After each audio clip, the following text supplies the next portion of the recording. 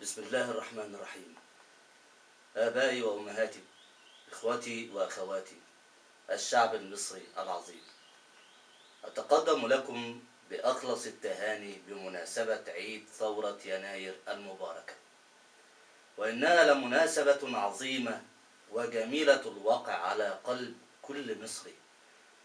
تلك الثورة التي ردت لنا كرامتنا المسلوبة وأسقطت نظاما من أعتى الأنظمة التي حكمت شعبنا بالحديد والنار، ووضعته في متاهة من الأكاذيب، وأورثته الفقر والبطالة والجهل والمرض، هذا بخلاف مهانة مواطنين داخل وخارج بلدهم مصر.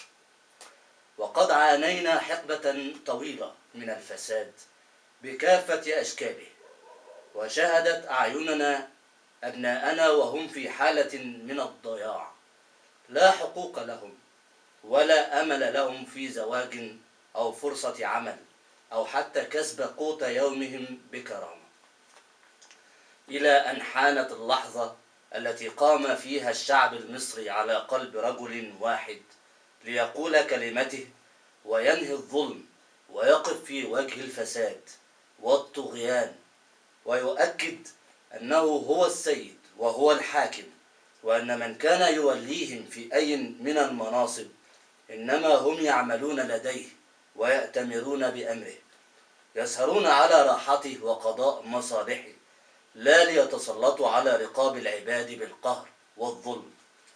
صنعنا ثورة عظيمة وما زالت الثورة قائمة، حققنا الكثير من المنجزات، وسوف نستكمل تحقيق باقي إنجازاتها وأهدافها بإذن الله تعالى. ولن تهدأ ثورتنا إلا بتحقيق كافة مطالب الشعب واستلام قيادة الثورة للسلطة من المجلس العسكري.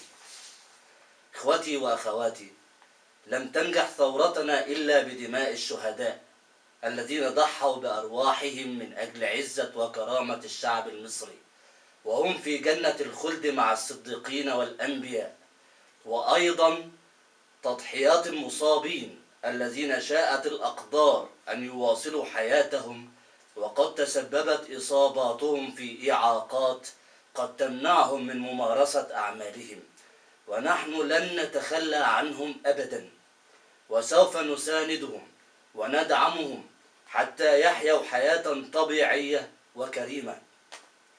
وسوف يلاقي هؤلاء الأبطال ما يستحقونه من التكريم، لنجعل الذكرى الأولى لثورتنا المجيدة حدثا يليق بشهدائنا ومصابينا، ولنحتفل بها وبهم، ونحتفي بكل من شارك في ثورة يناير المجيدة.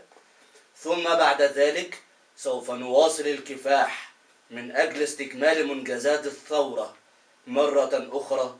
أكرر تهنئتي للشعب المصري، وكل عام وأنتم بخير، ومصرنا الغالية في عزة وتقدم. قائد ثورة الشعب المصري أشرف محمد سليمان.